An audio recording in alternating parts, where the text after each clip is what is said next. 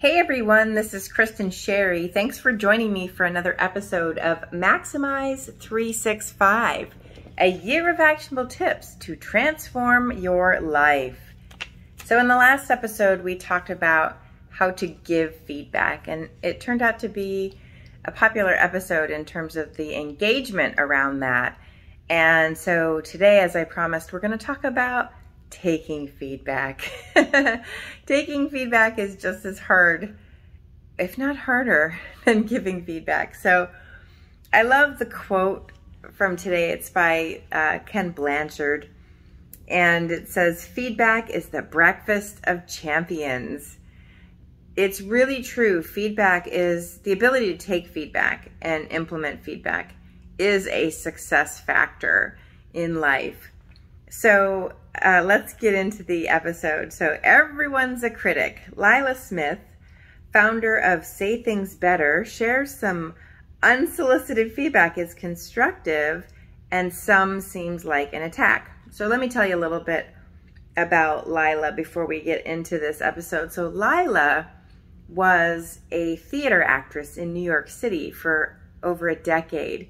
And she was used to getting a lot of critical feedback. You can imagine as an actor, you get a lot of feedback, not only real time by your director or other people in the production or whoever, but also from critics and randos on the internet. So she got really good at hearing feedback.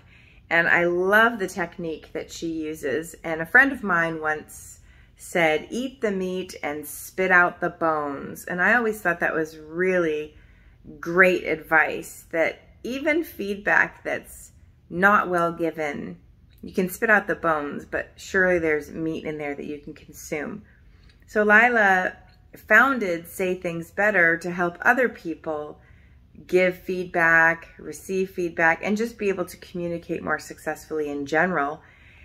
And so she says it's our job to learn and be open. That's really our job, to learn and to be open. We should gratefully receive anything we can use to be better. So why should we do that? She explains it helps us to have better relationships and increase our potential for upward mobility.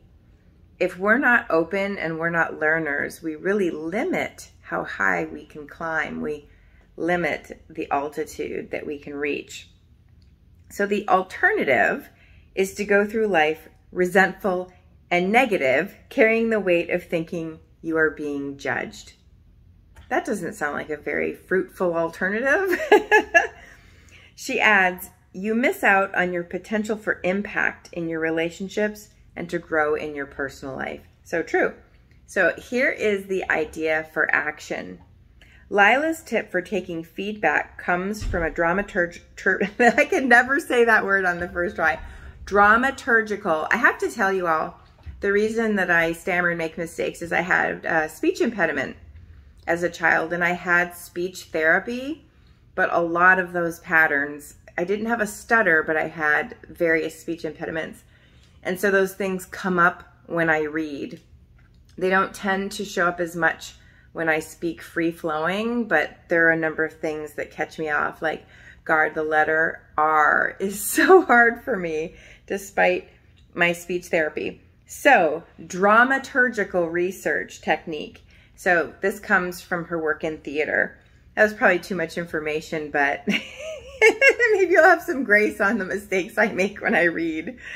So when receiving seemingly negative feedback, black out with a mental marker any words that are offensive. So somebody might be giving you feedback and they're saying things that seem rude or a little harsh, or the word choice is really off-putting. So what are all the words that you can take out that are off-putting or offensive?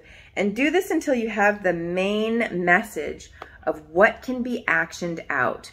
So strip away the offensive bits, the poorly worded bits, and what is the meat, the core of the message that you can apply action to? What would it look like if you saw only those words, only those actionable words without the colorful offensive language wrapped around it? Which words would you remove to find usable information? So you might just journal about what the person said and write it down and then start crossing out those words. So cross out negative tone and words to find what you need to understand and act on. What if you read that back to yourself in a neutral tone and removed any tone at all? So now you've removed negative connotations from the tone, you've removed offensive words. So what's left? What's left for you? Is there anything that you can understand, learn from, and act on? I thought this was such a brilliant tip. It's up to us to take that information, receive anything we can to use to be better. Now, of course, you can look at someone's motive. Is there just zero truth to what they said? Go to a couple trusted people who know you and say, hey, this is some feedback that I got. Do you see any merit in this? And that can help you in a safe place with someone you trust to say, well, you do have a tendency to do that. And here's an example. But if someone says that is completely not even the case, granted, there are different contexts to our relationships with different people, but you can also ask the person, can you give me an example of what you shared so that I can better understand? And how frequently do I do this? So if this was a one-time thing, maybe you had a bad morning, but how frequently are you doing it? And do they have an observable example? That's important to request that information just to better understand the feedback. So I hope this tip is helpful. For more communication tips, I recommend following Lila Smith on LinkedIn. Her URL is linkedin.com/in/Lila Smith, and I'll include that in the description for the video. So don't forget to subscribe, because next time I'm really going to hit you where it counts and teach you how to admit your mistakes. Don't we need more of that in this world? Until then, take care, everyone.